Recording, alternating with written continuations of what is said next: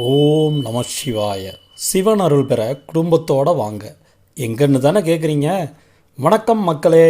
நம்ம ஊர் ராமநாதபுரம் திரு உத்தரகோச மங்கை அருள்மிகு மங்களேஸ்வரி உடனுரை அருள்மிகு மங்களநாத சுவாமி கோயிலில் இந்த வருஷம், அதாவது 2025 ஏப்ரல் 4 அன்னைக்கு காலையில் 9 மணிலிருந்து 10:20க்குள்ளே அஷ்டபந்தன மகா கும்பாபிஷேகம் நடக்க போகுது. இந்த கும்பாபிஷேகத்தை முன்னிட்டு கோயில் புதுசாக ஜொலிக்க போகுது. அது மட்டும் இல்லாமல் நிறைய சிறப்பு யாகசாலை பூஜைகள் 1ஆம் தேதியிலிருந்து 4ஆம் தேதி வரைக்கும் நடக்க இருக்குது. அதை தொடர்ந்து கும்பாபிஷேகமும் நடக்க போகுது. அன்னைக்கு மாலை 7 மணிக்கு சுவாமிக்கும் அம்பாளுக்கும் திருக்கல்யாணமும் பஞ்சமூர்த்திகள் திருவீதி விழாவும் நடக்க இருக்குது. கும்பாபிஷேகம்னா என்ன தெரியுமா? சொல்கிறேன், கேட்டுக்கோங்க. 12 வருஷத்துக்கு ஒரு முறை கோயிலோட தெய்வ சிலைகளுக்கும் கோபுரங்களுக்கும் புனித நீரால் அபிஷேகம் செஞ்சு அவற்றின் தெய்வீக சக்தியை புதுப்பிக்கிறது. இந்த கும்பாபிஷேகத்தப்ப கோயிலில் புது ஆன்மீக அதிர்வலைகள் ஏற்படும். இது பக்தர்களுக்கு மன அமைதியையும் ஆன்மீக பலத்தையும் தரும். உத்தரகோசமங்கை கோயில் ஏன் ஸ்பெஷல் தெரியுமா?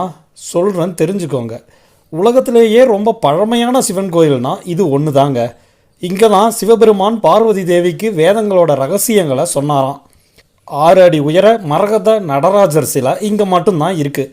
இந்த மரகத நடராஜர் சிலை வருஷத்தில் ஒரு நாள் மட்டும் சந்தன காப்பு களையப்பட்டு பக்தர்களுக்கு காட்சி தரும் அற்புதம் நிகழும் தலமாக இந்த தலம் விளங்குது. தாழம்பூ இங்கே மட்டும்தான் சாத்தப்படும். வேறு எந்த கோயில்லையும் தாழம்பூ சாத்துற வழக்கம் இல்லை. ராவண மண்டோதரி திருமணம் நடத்தி வச்ச பரம்பொருளான ஆதி சிவன் இத்தல இறைவன். 3000 ஆண்டுகளை கடந்து நிற்கும் பசுமையான இழந்த மரம்.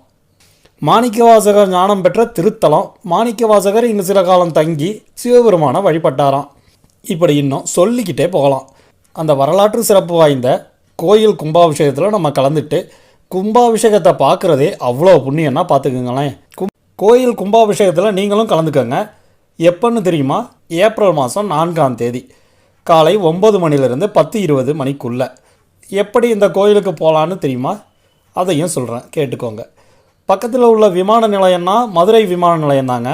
அங்கே இருந்து 120 கிலோமீட்டர் வந்தால் ராமநாதபுரம். அங்கே இருந்து பஸ்ஸு காருன்னு வசதிகள் பல இருக்குது.